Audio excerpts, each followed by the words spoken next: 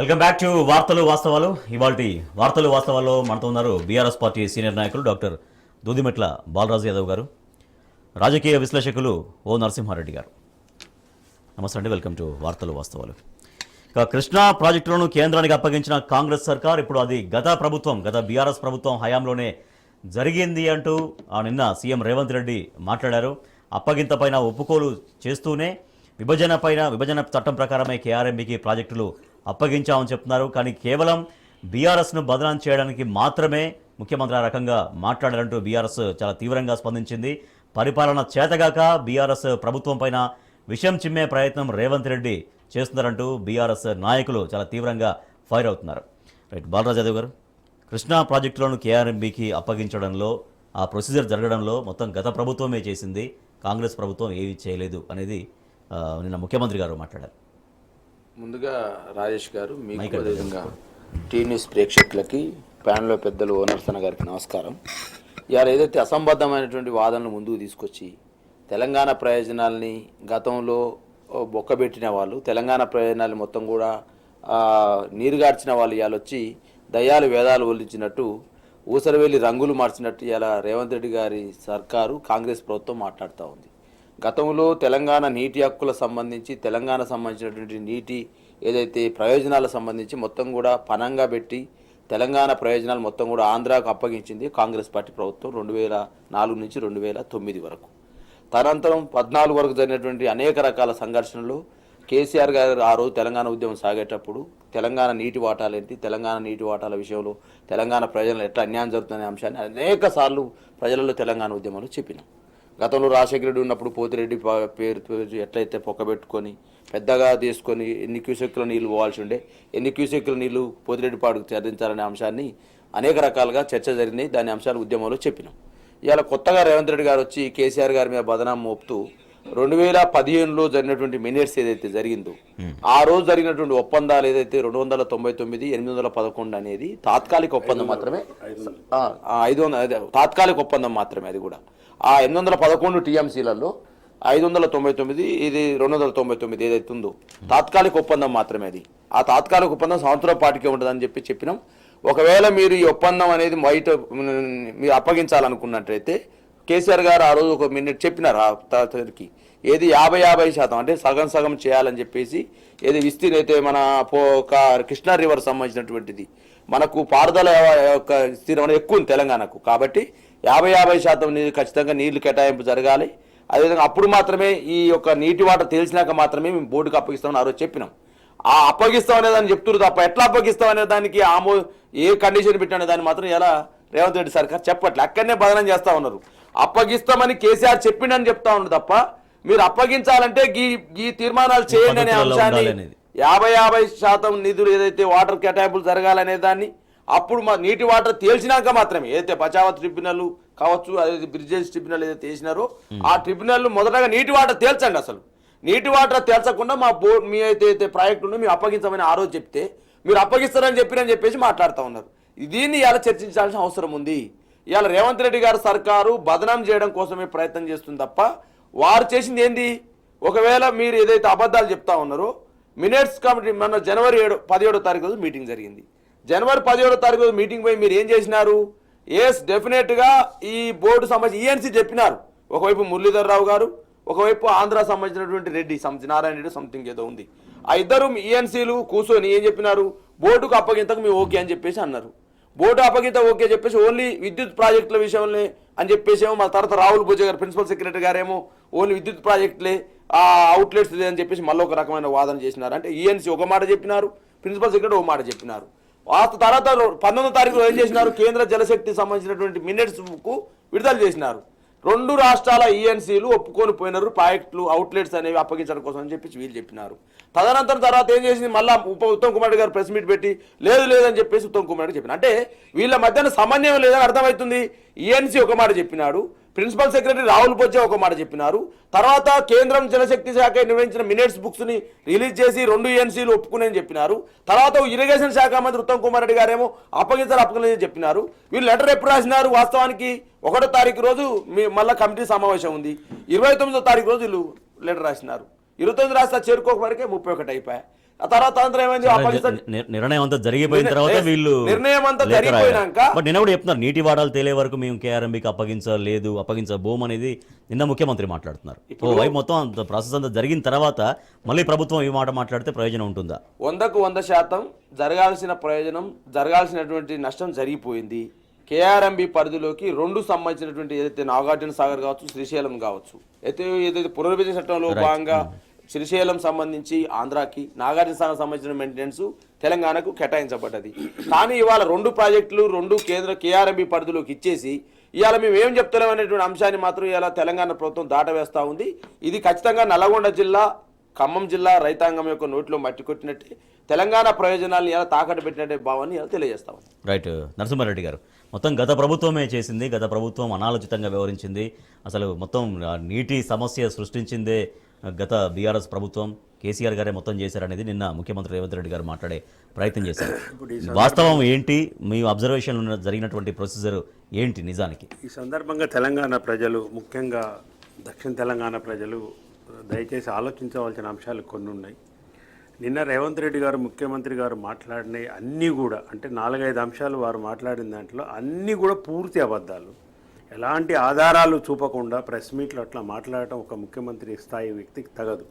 వ్యక్తిగత దూషణల కేసీఆర్ గారి మీద దిగటం అనేది అన్యాయమైన విషయం, చాలా దుర్మార్గమైన విషయం. చంపలేసుకోవాలి రేవంత్ రెడ్డి గారు, తప్పు, అట్లా మాట్లాడకూడదు. మీరు విషయం ఉంటే చెప్పండి, మీకు మాట్లాడేదానికి ఆధారాలు చూపించండి. ఒక్కదానికి ఒక విలేకరు ప్రశ్న వేస్తే కూడా ఒక ఆధారం చూపించలేదు. మొదటి అబద్ధం. ఫస్ట్, కృష్ణా నది యొక్క మొత్తము నీటి అవైలబిలిటీ ఎంత అంటే 2060 టీఎంసీ. రాజేష్ గారు, 2060 టీఎంసీలో 3 రాష్ట్రాలు పంచుకున్నాయి ఇంతకుముందు: మహారాష్ట్ర, కర్ణాటక, ఆంధ్రప్రదేశ్. మహారాష్ట్రకు 760 టీఎంసీలు, కర్ణాటకకు 800 టీఎంసీలు, ఉమ్మడి ఆంధ్రప్రదేశ్కి 811 టీఎంసీ, 801 టీఎంసీ. మొత్తం ఇట్లా 2061, 2060 టీఎంసీలు. ఇది పంపకాలు జరిగినాయి ఇంతకుముందు. తర్వాత రాష్ట్రం ఏర్పడ్డది. రాష్ట్రం ఏర్పడ్డ మొదటి రోజు నుంచి కూడా కేసీఆర్ పాత కేటాయింపులు మేము ఒప్పుకోము, 3 రాష్ట్రాల పంచుడు కాదు 4 రాష్ట్రాల మధ్య పంచాలి 2060 టీఎంసీలు, ఆ లెక్కన పోవాలనేది. కొత్త రాష్ట్రం ఏర్పడి మాకు ఉన్న దాంట్లో 800 టీఎంసీలు మీరు పంచుతుంటే మేము ఒప్పుకోమని చాలా స్పష్టంగా జూలై 15వ తారీఖు నాడే వారు ప్రధానమంత్రి గారికి ఉత్తరం రాసిపోయి కలవటం జరిగింది. ఇది జరిగిన చరిత్ర. ఇక వారు చెప్తున్న మొదటి అబద్ధము, 299కి కేసీఆర్ గారు ప్రభుత్వం ఒప్పుకుంది, కేసీఆర్ఏ సంతకం పెట్టిండని నిన్న మాట్లాడినారు. అయ్యా రేవంత్ రెడ్డి గారు, మీరు దయచేసి రికార్డులు చూసుకోండి. కావాలని డిస్టార్ట్ చేస్తే అది మీ కర్మ, మేమేం చేయలేము. 299, 511 టీఎంసీ అనేది ఉన్న 800లలో ఇంతకుముందు ఉన్న దాని ప్రకారము పంపకాలు ఉండే. అదే అన్యాయం జరిగిందని కొట్లాడినే మనం. 299 అన్యాయము, 69%, 67% కృష్ణా పరివాహక ప్రాంతం తెలంగాణలో ఉంది కాబట్టి న్యాచురల్ లాస్ ప్రకారం, జస్టిస్ వాటర్ లాస్ ప్రకారం, అంతర్జాతీయ వాటర్ లాస్ ప్రకారము 69% వాటర్ రావాలి 800లలో. అంటే 550, 65, 600 టీఎంసీ రావాలి మనకు. దాని మీదనే కొట్లాడినాం. 299 తప్పని కొట్లాడిందే టీఆర్ఎస్ పార్టీ ఆ రోజుల్లో నీళ్ళ విషయంలో. ఓకే, 299కి ఒప్పుకున్నారా అని చెప్పి ఒక కాగితం చూపించిండు. 299 ఎందుకు ఒప్పుకోలే అయ్యాల? ఏం జరిగిందంటే తాత్కాలికంగా ఒక్క వాటర్ ఇయర్ కోసం 2015-16 వాటర్ ఇయర్ కోసము ఆ టెంపరీ ఏర్పాటు జరిగింది. ఆ మినిట్స్ కింద రాజేష్ గారు, ఆ మినిట్స్ రేపు నేను చూపిస్తాను. ఆ మినిట్స్ కింద ఒక వాక్యం ఉంటుంది. ఇప్పటికన్నా అందరు తెలంగాణ ప్రజలు గమనించాలి. ఈ మినిట్స్, ఈ టెంపరీ అలాట్మెంట్కి సంబంధించింది ఎక్కడ వేరే వేదికలలో ఎక్కడ కూడా దీన్ని వాడబోము అనేది 2 సంతకాలు పెట్టింది. అంటే కోర్టులలో వేయటానికి కానీ, ట్రిబ్యునల్ ముందు వాదించడానికి కానీ, ఇది పర్మనెంట్ అలాట్మెంట్ కానీ, ఎలకేషన్ అని వాదించడానికి కానీ ఏ పార్టీకి హక్కు లేదు. అటు ఆంధ్రప్రదేశ్కి హక్కు లేదు, ఇటు తెలంగాణకు హక్కు లేదు అనేది దాంట్లో క్లియర్గా రాసి ఉంది. రేవంత్ రెడ్డి గారు చూపించిన దాంట్లోనే ఉంది. అది చదువుతలేడు ఆయన, దాని కింద రాసి ఉంది. ఇది టెంపరీ అరేంజ్మెంట్స్ కోసం చేసిన దాన్ని మీరు పర్మనెంట్గా కేసీఆర్ 299, 300 టీఎంసీకి ఒప్పుకున్నాడని ఇలా తెలంగాణ ప్రజల ముందు ఒక అబద్ధమైన విషయం చెప్తున్నారు. దయచేసి సరి కండిషన్ విస్మరించి కేవలం వేరే విస్మరించి కాదు, కావాలని విస్మరించేందుకు ఆయన తెలియదు. చదివినోడు దాని కింద లైన్లో 2 లైన్లు ఉంది.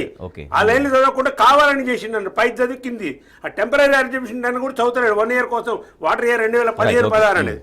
రెండో అంశం, 2018 నుంచే టీఆర్ఎస్ పార్టీ అధికారంలోకి వచ్చిన దగ్గర నుంచి 2015లో చెప్పినాము, 2016లో కేసు వేసినాం సుప్రీంకోర్టులో, ఇప్పటికి కూడా కొట్లాడుతున్నాం. మొన్న కేంద్ర ప్రభుత్వము, లాస్ట్ ఇయర్ కేంద్ర ప్రభుత్వం ఇచ్చిన దాంట్లో మీరు సుప్రీంకోర్టులో వ్యాజ్యం విత్డ్రా చేసుకుంటే మేము కొత్త ట్రిబ్యునల్ని వేస్తాము, లేదు ఉన్న ట్రిబ్యునల్లో మీరు 500 టీఎంసీ అడుగుతున్నారు కదా, 50-50 అడుగుతున్నారు కదా. అసలు 50-50 కాదు, మనం అడిగింది 500 టీఎంసీ. కేసీఆర్ గారు అడిగింది 500 టీఎంసీ మేము పరిశీలిస్తామంటే మొన్న విత్డ్రా చేసుకున్నాం ఆ కేసు, ఆ వాద్యం విత్డ్రా చేసుకున్నాం.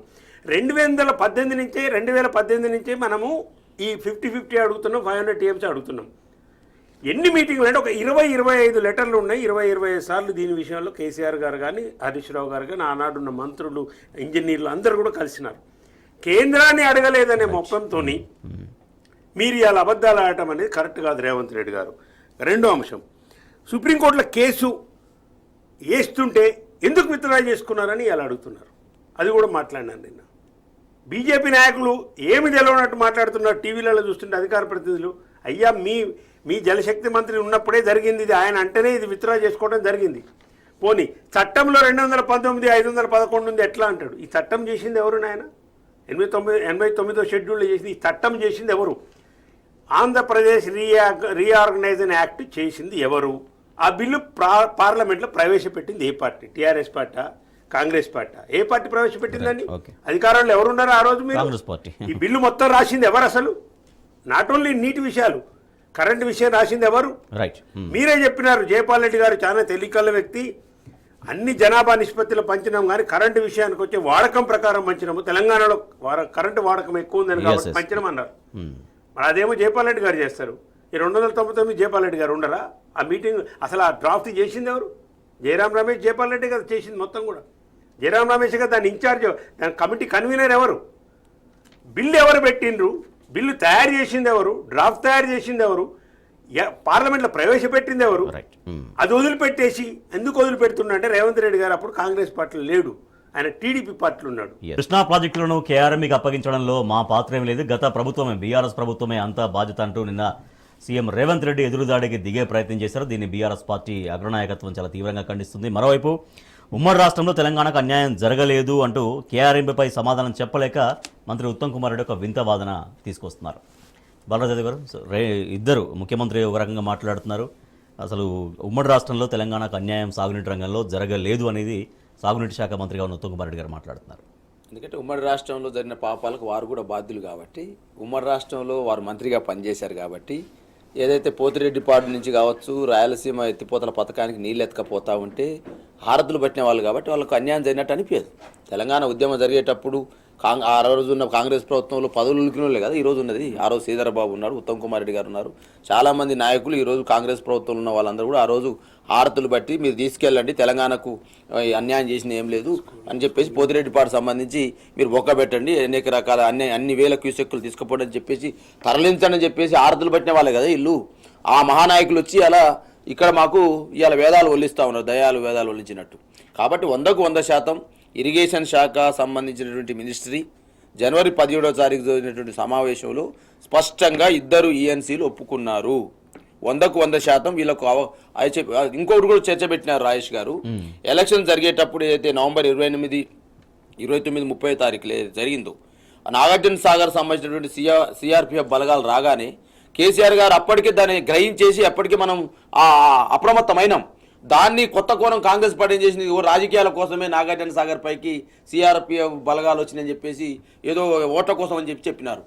ఆ రోజు మనం గ్రహించి ఇదేదో జరుగుతూ ఉంది, కేంద్రం ఆధీనంలో తీసుకోపోతా ఉంది, కేంద్ర ఆధీనంలోకి పోతే మొత్తం కూడా నాగార్జున సాగర్ సంబంధించినటువంటి మెయింటెనెన్స్ మొత్తం కూడా కేఆర్ఎంబీ పరిధిలోకి పోద్ది కాబట్టి కేంద్ర ఆధీనంలోకి పోతే కనీసం నీటి విడుదల కావచ్చు, స్పిల్వే సంబంధించిన మరమ్మతులు చేసుకోవాలన్నా కూడా, కనీసం ఏదైనా చూడాలన్నా కూడా, ఆపరేషన్ చూడాలన్నా కూడా కేఆర్ఎంబీ బోర్డు పరిధిలోకి పోయి తీసుకోవాల్సిన అవసరం ఉంది. అలా నాగార్జున సాగర్ సంబంధించినటువంటి మన మెయింటెనెన్స్ లో ఉన్నటువంటి 8 అంశాలు ఏదైతే ఉన్నాయో, టోటల్ గా మనకి ఇచ్చినటువంటి 8 అంశాలు ఉన్నాయో అవన్నీ కూడా కేఆర్ఎంబీ బోర్డు చెప్పకుండా మనం పైకి పోయే అవసరం లేదు. ఒకవేళ మెయింటెనెన్స్ చేయాలన్నా, దానికి సంబంధించిన మరమ్మతులు చేయాలన్నా, నీటి విడుదల చేయాలన్నా, కాలువ మరమ్మతులు చేయాలన్నా కూడా ఇవాళ చాలా దుర్భాగ్యం వస్తుంది. ఇవాళ నల్గొండ సంబంధించి, ఖమ్మం సంబంధించి, రైతాంగానికి సంబంధించి ఏదైనా ప్రాజెక్ట్ చూడాలన్నా మన పరిధిలో ఉండదు. ఇప్పుడుగా టోటల్ కేఆర్ఎంబీ 3-man కమిటీ ఏదైతే ఉందో ఆ 3 నిర్ణయం తీసుకున్నాకనే మన దాని మీద పోవాల్సిన అవసరం వస్తుందని ఆ రోజు ఎలక్షన్ సమయంలో కుట్ర చేసి ఒకవైపు కేంద్రము, ఒకవైపు ఆంధ్రప్రదేశ్ కుట్ర చేస్తూ ఉంటే దాన్ని మనం వ్యతిరేకిస్తూ ఉంటే కూడా కేసీఆర్ గారు ఓట్ల కోసం అని చెప్పినారు. ఇవాళ జరిగింది కదా, ఏం జరిగింది? ఇవాళ 2 నాగార్జున సాగర్ ఒకవైపు, శ్రీశైలం ఒకవైపు 2 కేంద్ర పరిధిలోకి అప్పచెప్పినారు. అప్పచెప్పడం ద్వారా ఇవాళ నష్టం ఏం జరిగిందంటే కనీసం మనం దాని మీద పోవాలన్నా కూడా పర్మిషన్ తీసుకొని పోవాలి. నీటి విడుదల సమయం చూడాలన్నా దాని పర్మిషన్ తీసుకొని పోవాలి. మరమ్మతులు చేయాలన్నా పర్మిషన్ తీసుకొని పోవాల్సిన పరిస్థితి వచ్చింది. మరి ఎందుకు రెండు ఏదో జనవరి 17వ తారీఖు రోజు మరి ఇరిగేషన్ శాఖ ఏం మాట్లాడింది, ఈఎన్సీ ఏం మాట్లాడిండు, ప్రిన్సిపల్ సెక్రటరీ ఏం మాట్లాడిర్రు, ఎందుకు అప్పగించిర్రు? మరి 50% మీరు ఒకవేళ తెలంగాణ ప్రజలు కాపాడే వాళ్ళైతే 50% నీటి కేటాయింపులు జరిగినా మాత్రమే 50-50. ఎందుకంటే ఇవాళ కృష్ణానది యొక్క మన పారుదల విస్తీర్ణం ఎక్కడ ఉంది? ఎక్కువ శాతం తెలంగాణలో ఉంది. దాన్ని బేస్ చేసుకునే కేసీఆర్ గారు మాకు రావాల్సిన వాటా 500 పైచిలకు రావాలి, 66, 67%, 69% నీటి పారుదల విస్తీర్ణం అనేది తెలంగాణలో ఉంది. కృష్ణానది యొక్క పరివాహక ప్రాంతం ఆంధ్రలో తక్కువ ఉంది. కాబట్టి కృష్ణానది యొక్క పరివాహక ప్రాంతానికి అనుగుణంగా నీటి కేటాయింపులు చేయాలని చెప్పేసి కేసీఆర్ ఒకవైపు మాట్లాడి, ఆ రోజు మీరు ఒకవేళ నీటి కేటాయింపులు తేల్చకపోతే మేము కేఆర్ఎంబికి మా యొక్క ప్రాజెక్టులు మీ అప్పయ్య 2020లోనే వచ్చింది కథ. 2020లోనే మన మీద పెత్తనం చేయబోయినారు కేంద్రం. మీ ఎట్టి పరిస్థితుల్లో ఒప్పుకోము, మీరు ఖచ్చితంగా నీటి వాటర్ తేల్చండి, నీటి వాటర్ తేలిస్తేనే ఆపరేషన్ సంబంధించి కావచ్చు, అదేవిధంగా కేఆర్ఎంబికి మా పరిధిని అప్పచెప్తామని చెప్తున్నారు. నీటి వాటరాలు తెంచకుంటేనే ఎట్ట బోర్డుకు మీరు అప్పగిస్తారు? దాన్ని మీరు గత ప్రభుత్వం డిమాండ్ చేసింది, మేము కూడా గదే డిమాండ్ కట్టుబడి ఉంటున్నారు కదా, మరి నీటి కేటాయింపు చేసిందా? ఇప్పుడు అదే మాట్లాడుతున్నారు, కేఆర్ఎంబికి మేము అప్పగించాం నీటి వాటర్ తేలే వరకు అనేది. మనం చెప్పింది చెప్తా ఉన్నారు కదా, అయిపోయిన తర్వాత ఇప్పుడు ఆల్రెడీ అయిపోయింది కదా, అయిపోయి వాళ్ళు 16వ తారీఖు రోజు మళ్ళా మా మీటింగ్ పెట్టుకుంటా ఉన్నారు కదా రాజేష్ గారు. కాబట్టి 100% ఇది రేవంత్ రెడ్డి సర్కారు, అదేవిధంగా ఇరిగేషన్ శాఖ సంబంధించిన మంత్రివర్యులు దీన్ని బాధ్యత వహించాలి. తెలంగాణ ప్రజలకు ఇవాళ నిర్ద్వందంగా మీరు క్షమాపణ చెప్పాల్సిన అవసరం కాంగ్రెస్ పార్టీ. ఈ ప్రొసీజర్ కంప్లీట్ అయ్యి మొత్తం కేఆర్ఎంబి పరిధిలోకి కనుక కృష్ణా ప్రాజెక్టులో వెళితే తెలంగాణకి ఎంత ఎఫెక్ట్ ఉంటుంది? దీంట్లో ఇప్పుడు వచ్చిన చర్చ దేని మీద వచ్చింది అంటే, కేఆర్ఎన్బికి మీరు ప్రాజెక్టులు అప్పగిస్తున్నట్టుగా జనవరి 17వ తారీఖున జరిగిన మీటింగ్ మినిట్స్ బయటకు వచ్చినాయి, అన్ని పేపర్లలో వచ్చింది. ఆ మీటింగ్లో ఆ పేపర్లో వచ్చిన అంశము లాస్ట్ అంశం ఏంటంటే, అప్పచెప్తున్నట్టుగా ఉంది, మెయింటెనెన్స్ మాత్రం రాష్ట్రాలకు అప్పగిస్తాము, 200 కోట్లు 200 కోట్లు దాంట్లో డిపాజిట్ చేయాలి, విద్యుత్ ప్రాజెక్టులు మాత్రము అప్పగించము అన్నట్టుగా దాంట్లో రాసినారు. మిగతా అన్నీ కూడా 15 కాంపోనెంట్స్ ఏపీ, 15 కాంపోనెంట్స్ తెలంగాణ అప్పగిస్తున్నట్టుగా వచ్చింది. ఆ మినిట్స్లో 2 అంశాలు కాంగ్రెస్ ప్రభుత్వం చేయాలి. మినిట్స్ తప్పు అని నేను రేవంత్ రెడ్డి గారు అన్నారు. మినిట్స్ తప్పు అయితే కేంద్రానికి లెటర్ రాయండి, విడుదల చేయండి. మినిట్స్ తప్పుగా రాసినారని అన్నాను నిన్న ప్రెస్ మీట్లో. ఒకవేళ కేఆర్ఎన్బి కనుక మినిట్స్ తప్పుగా రాస్తే, తప్పుగా కోడ్ చేస్తే, మీరు ఇమీడియట్గా డిసెంట్ తెలియజేసి లెటర్ రాసేసేయండి. లెస్ మేమే ఇప్పుడు వారు అంటున్నారు కదా, మేము అప్పగించమని రాయండి, లెటర్ రాసేయండి, రాసి ప్రజలకు చెప్పేసేయండి, ఇగో బాబు బహిరంగంగా లెటర్ రాసినాము, బీఆర్ఎస్ మా మీద తప్పుడు ఆరోపణలు చేస్తుంది, ఇగో చూడు లెటరు. నీటి పంపకాలు తేలే వరకు 50% నీటి పంపకాలు వచ్చేంత వరకు మేము ఇక్కడున్న ప్రాజెక్టులను మేము కేఆర్ఎన్బికి అప్పచెప్పటం లేదు అని రాయండి. దయచేసి చేయవలసిన పని ఇది, అడుగుతున్న విషయం ఇది. నువ్వు ఎప్పుడో వెనకటి విషయాలని మాట్లాడితే నీకే ఇజ్జత్ పోతుంది, మీకే దాంట్లో నీ రోల్ లేదు. నెక్స్ట్ పోతిరెడ్డిపాడు అంశం నిన్న ఎత్తినారు. పోతిరెడ్డిపాడు అంశం మనం ఒకసారి ప్రజలకు తెలియజేయాలి. పోతిరెడ్డిపాడు కానీ, కర్నూలు కానీ, రాయలసీమ కానీ ఏ బేసిన్లో ఉంది? పెన్నా బేసిన్లో ఉంది. అది కృష్ణా బేసిన్లో లేదు. దయచేసి కర్నూలులో కొంత భాగం తుంగభద్ర బేసిన్ వస్తుంది.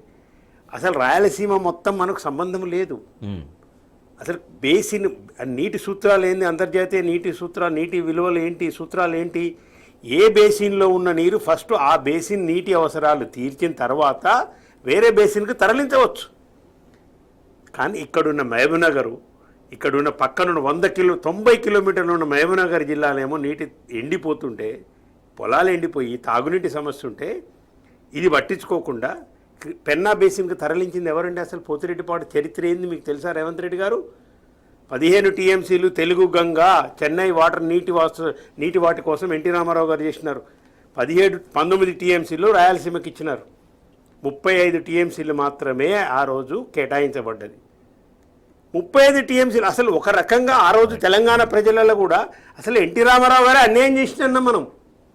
చెన్నై నీటి అవసరాల కోసం మానవత్వ రీత్యా మానవ కోణంలో మీరు చేసినారు. పక్కన మహబూబ్నగర్ 90 కిలోమీటర్లు ఉన్న మహబూబ్నగర్ కృష్ణా బేసిన్ ఉన్నది వదిలిపెట్టి పెన్నా బేసిన్కి మీరు నీళ్ళని తరలించుకుంటూ పోతూ ఉంటే చూస్తూ ఉన్నది అయాల మీరు కాదా? అయాల నువ్వు కూడా తెలుగుదేశం పార్టీలో ఉన్నావు కదా. బేసిన్ దాటి నీళ్లు తరలించకపోవటము పోతుంటే, రాజశేఖర రెడ్డి పోతుంటే, మరి ఇవాళ ఉన్న డీకే అరుణ గారు ఇవాళ ఉన్న ఉత్తమ్ కుమార్ రెడ్డి గారు, ఇవాళ చెప్పే కోమటిరెడ్డి వెంకరెడ్డి గారు, శ్రీధర్ బాబు గారు, వీళ్ళందరూ దాంట్లో మినిస్టర్లు.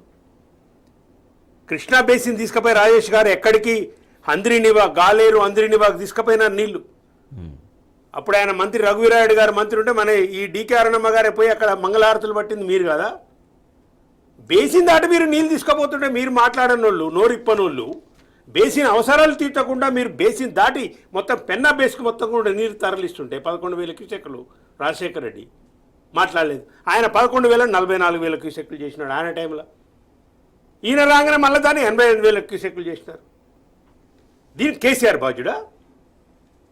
నువ్వు అనుకుంటున్న కాంగ్రెసు గొప్ప కాంగ్రెసు, నువ్వు కాంగ్రెస్ వారసుని కాదు, నువ్వు కాంగ్రెస్ లేవు, నీ కాంగ్రెస్ చరిత్ర తెలియదు రేవంత్ రెడ్డి గారు. కాంగ్రెస్ చరిత్ర నీకు తెలియదు. మీ పక్కనున్న కూర్చున్న నిన్న ప్రెస్ మీట్లో కూర్చున్న మంత్రులందరూ ఆ దాంట్లో ఉన్నారు.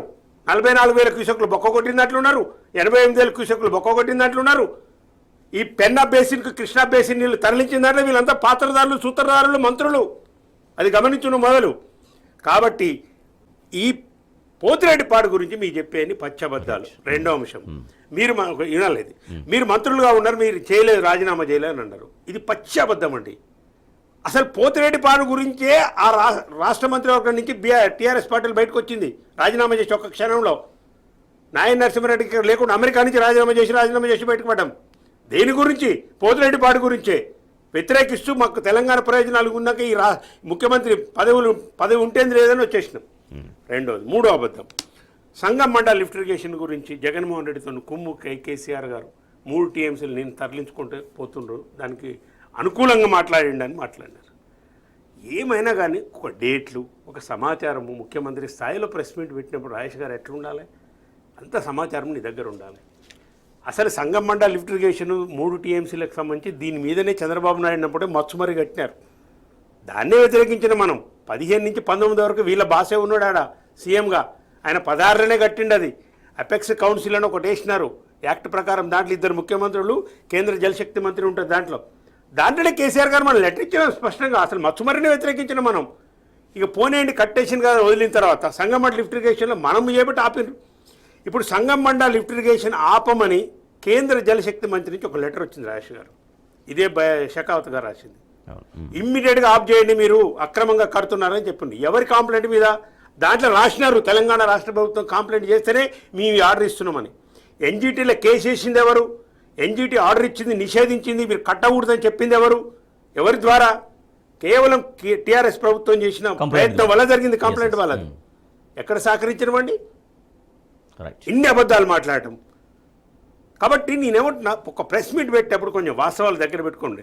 ఇవన్నీ తెలియక రేవంత్ రెడ్డి మాట్లాడుతున్నాడు నేనైతే అనుకోవట్లేదు. ఈ పొలిటికల్ అంశం లాస్ట్కి చెప్తాను. దీని వెనుక పెద్ద కుట్ర ఉందండి, యాక్చువల్గా రాజకీయ కుట్ర ఉంది. అసలు నిన్న ఉదయం పద్మ అవార్డు గ్రహీతల సన్మాన కార్యక్రమంలో వ్యక్తిగత దూషణలు కానీ అటువంటి దూషణలకు పోము, రాజకీయ విమర్శలు కేవలం హుందాగా మాత్రమే నడుచుకుంటామంటూ నిన్న మాజీ ఉపరాష్ట్రపతి వెంకయ్యనాయుడు చేసిన సూచనను పాటిస్తామని చెప్పిన ముఖ్యమంత్రి రేవంత్ రెడ్డి మళ్ళీ సాయంత్రం అయ్యేసరికి చాలా అత్యంత పరుష పదజాలంతో ముఖ్యమంత్రి బీఆర్ఎస్ అధినేత మాజీ ముఖ్యమంత్రి కేసీఆర్ గారిపైన చాలా తీవ్రంగా మాట్లాడారు. దాని పట్ల బీఆర్ఎస్ పార్టీ చాలా తీవ్రంగా స్పందిస్తుంది. తెలంగాణ సమాజం కూడా చాలా తీవ్రంగా ముఖ్యమంత్రి భాష పట్ల, ఆయన ఉపయోగించిన పదజాలం పట్ల చాలా తీవ్రంగా మండిపడుతుంది. బాలరాజు గారు. రాజేష్ గారు, రేవంత్ రెడ్డి తీరు అపరిచితుడిని తలపిస్తూ ఉంది. పొద్దునట ఒక మాట, పొద్దుకాల ఒక మాట.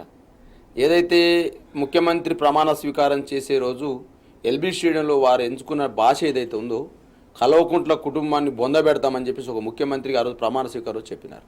మరి కల్వకుంట్ల కుటుంబాన్ని బొందబెడతామన్న నువ్వు మరి అమరవీరుల ఆశయ సాధన కోసం పనిచేసిన మాట్లాడుతున్నావు కదా, అమరవీరుల యొక్క నివాళులు ఎందుకు అర్పించవు?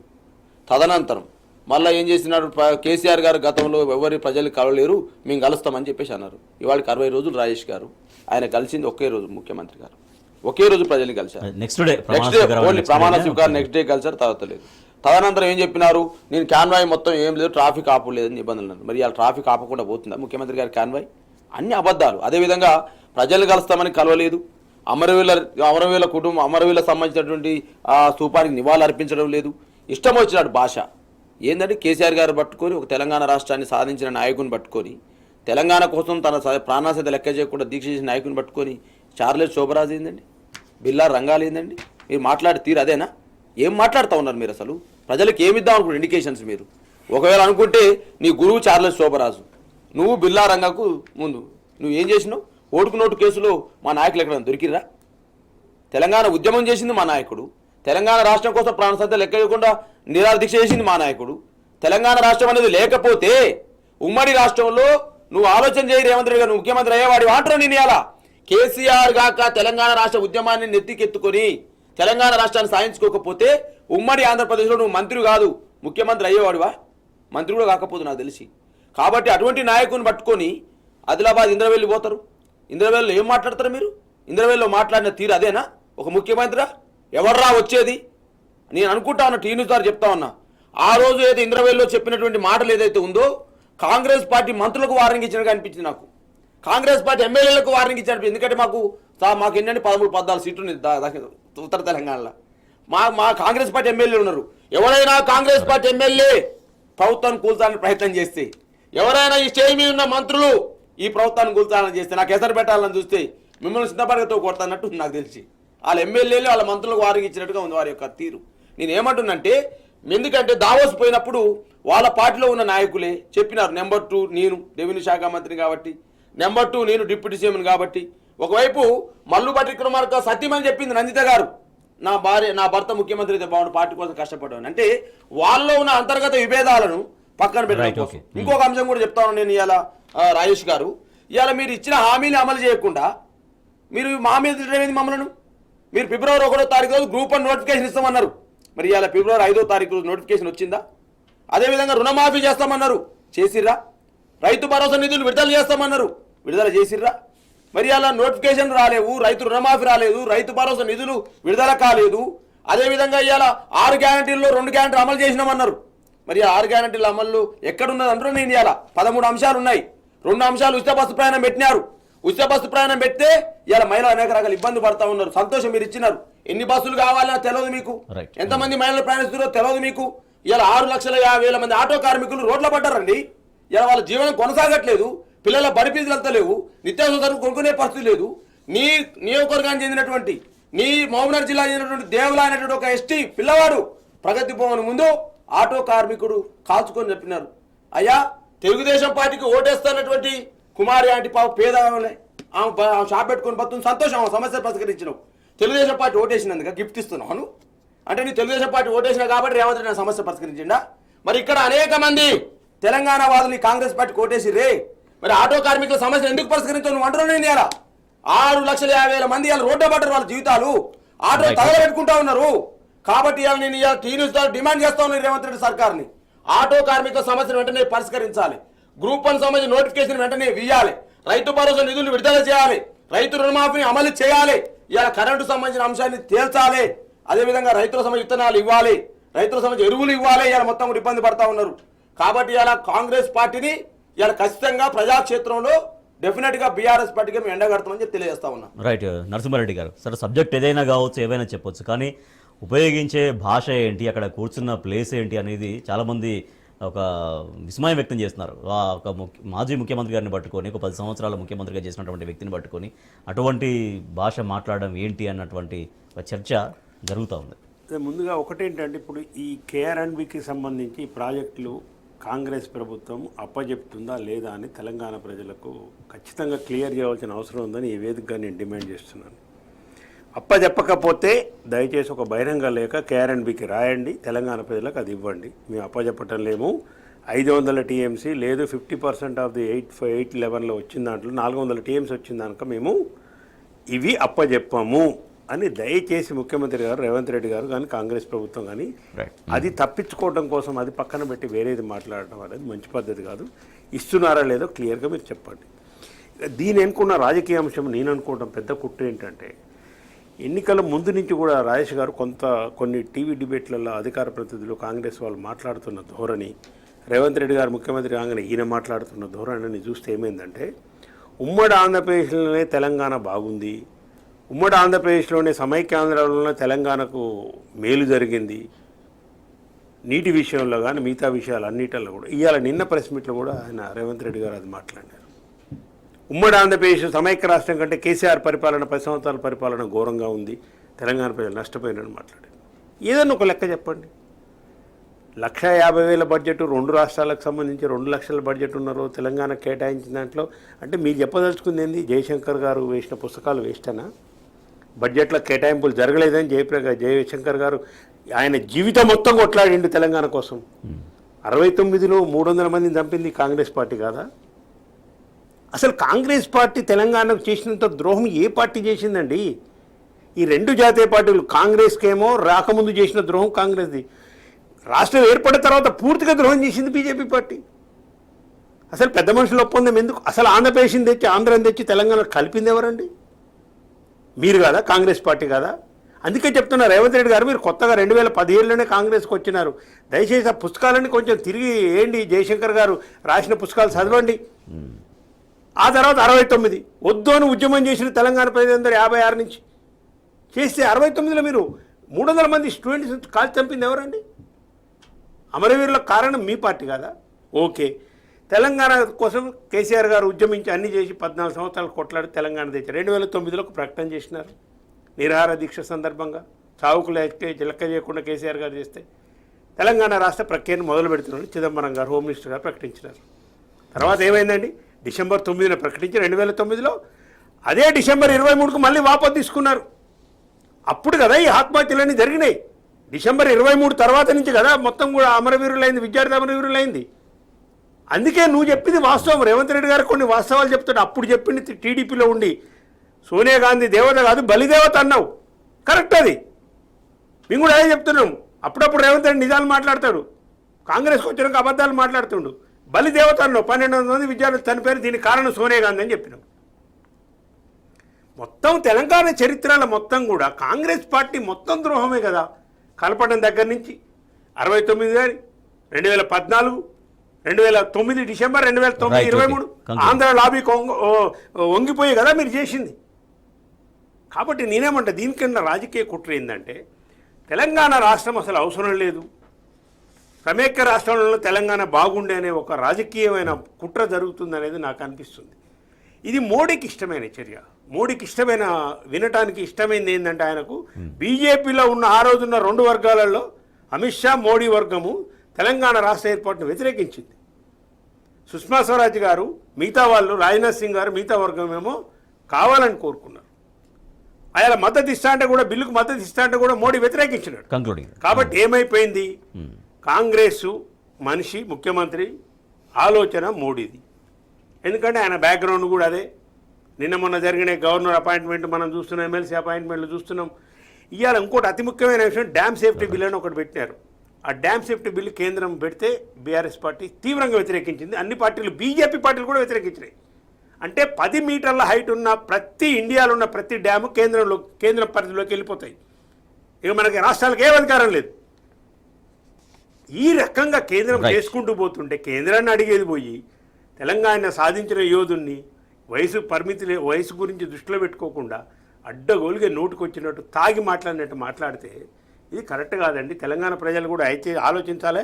ముఖ్యంగా నా విజ్ఞప్తి ఈ వేదికగా, నల్లగొండ, ఖమ్మం ప్రజలు ఖచ్చితంగా జరగబోయే పార్లమెంట్ ఎన్నికల్లో ఈ నీటి దోపిడీకి వ్యతిరేకంగా, దీనికి వ్యతిరేకంగా మీరు ఖచ్చితంగా ఈ కాంగ్రెస్ పార్టీ పారదోలాలే. రైతు బంధు అడిగితే చెప్పులతో కొడతామన్న కోమటిరెడ్డిని కానీ ఇవాళ రేవంత్ రెడ్డి కానీ ఓట్లతో కొట్టాలనేది కూడా నా విజ్ఞప్తి. Thank you so much Narasimha Reddy గారు. Thank you so much doctor Doodimetla Balaraju Yadav గారు.